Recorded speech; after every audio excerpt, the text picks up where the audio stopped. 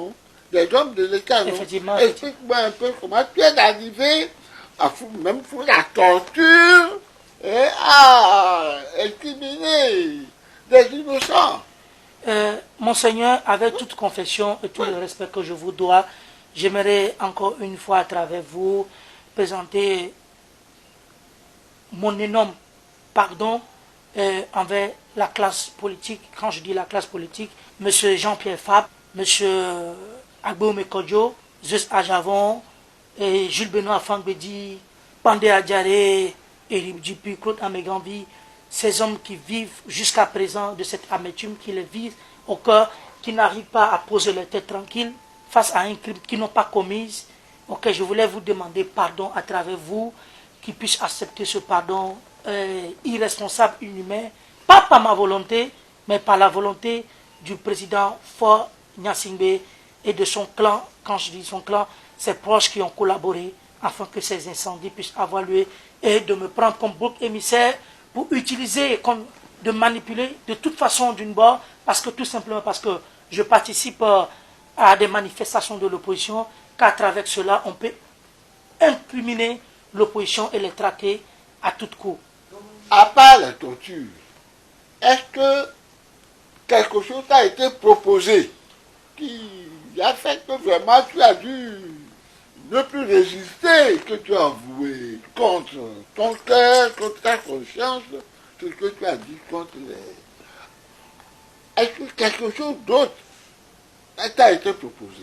Vous savez, mon Seigneur, devant Dieu, devant les hommes, je pense que le pouvoir en place, quand on dit proposition, il y a eu un passeport qui m'a été fait, un passeport diplomatique. Un passeport. Et de l'argent qui m'a été donné, énormément de l'argent qui m'a été donné, un compte bancaire qui a été ouvert, une résidence auquel je devais saisir en Malaisie, à Kuala Lumpur, qui était une réservation satanique. L'argent, au fond, combien à peu près? Non, je n'en sais pas, l'argent était dans un sac présenterie, qui était dans un sac qui m'a été présenté.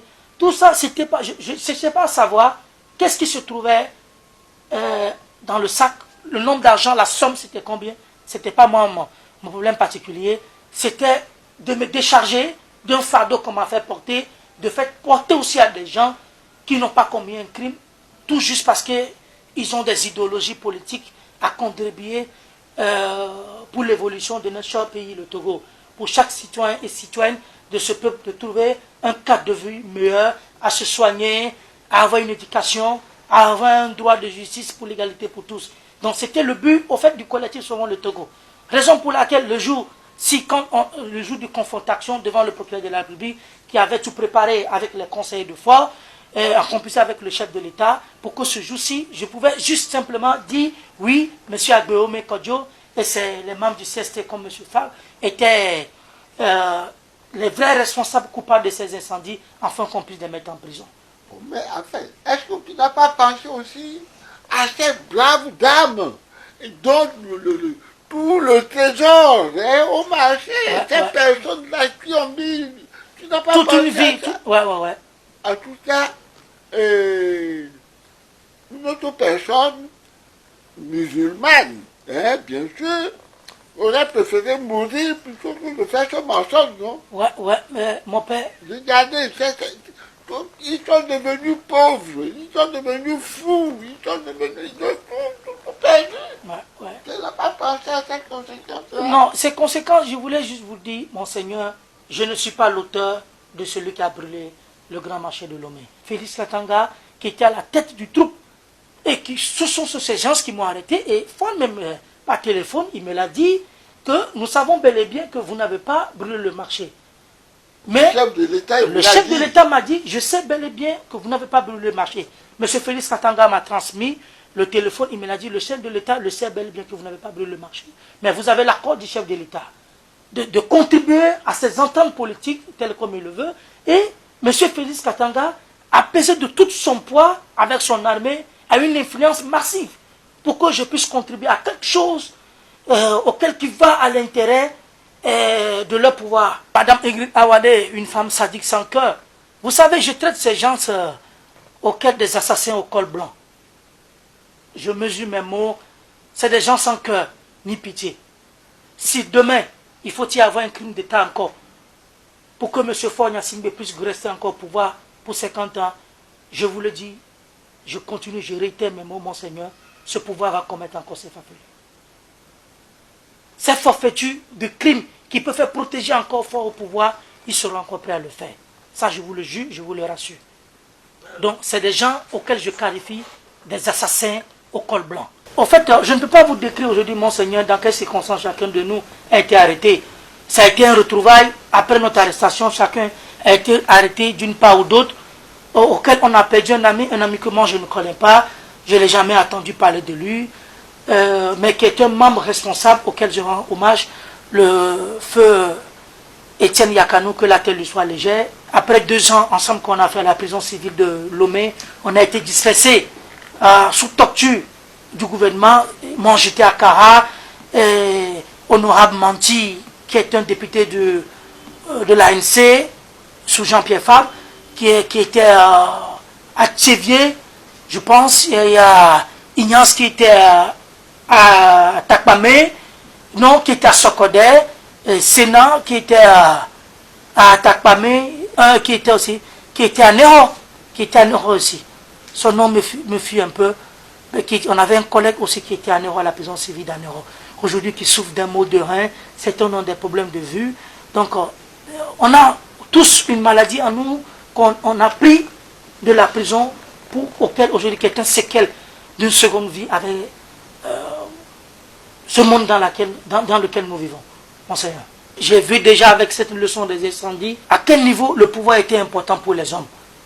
S'il faudra assassiner des gens, s'il faudra mettre des gens en prison, s'il faudra bannir, détruire la vie des êtres humains parce qu'ils ont des opinions politiques, vraiment ce pouvoir est capable de le faire encore. Si il s'avérait qu'il faut commettre encore un crime barbare sur la tête de nos aïeux pour que Faure Gnassingbé et son clan puissent rester au pouvoir, je pense qu'ils le feront, Monseigneur.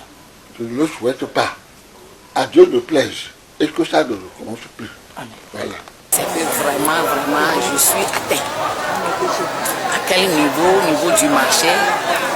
Et le jour J, là, on disait qu'un vendredi, j'ai fermé mon armoire vers 17h30 comme ça, sorti du marché. Et voilà, il y a un truc qui sonne, il y a les pleurs partout. Moi aussi, je suis descendu au marché. Je vois que mon emplacement, là, je regarde, je suis tombé évanouie par terre. On me, comment on dit, de l'eau glacée, on jette sur moi, mais parti loin, et j'ai perdu de réseau. On m'a amené, c'est une voiture de police qui m'a amené à la maison. Ça ne va pas, je suis parti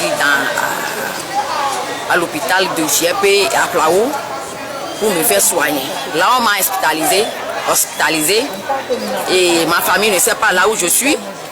Et ni les camarades, on a forcé mes portes jusqu'à aller dans la chambre, on ne m'a pas vu.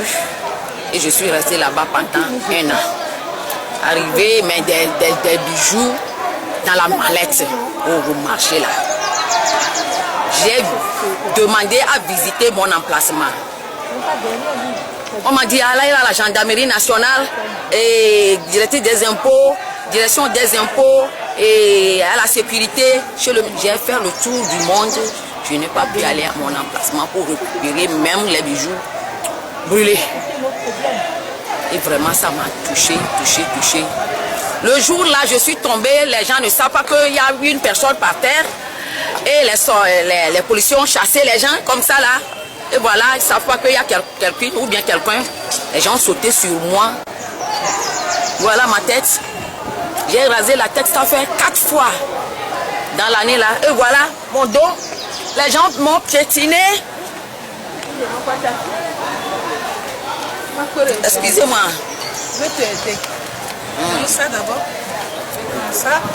Je suis souffrant de 11 ou bien de 10 janvier jusqu'à maintenant. On m'a dit d'aller faire scanner à la tête. Voilà mon dos. Les gens m'ont piétiné comme ça. Et j'ai eu des infections à l'intérieur. Je soigne ça, je n'arrive pas à guérir. La tête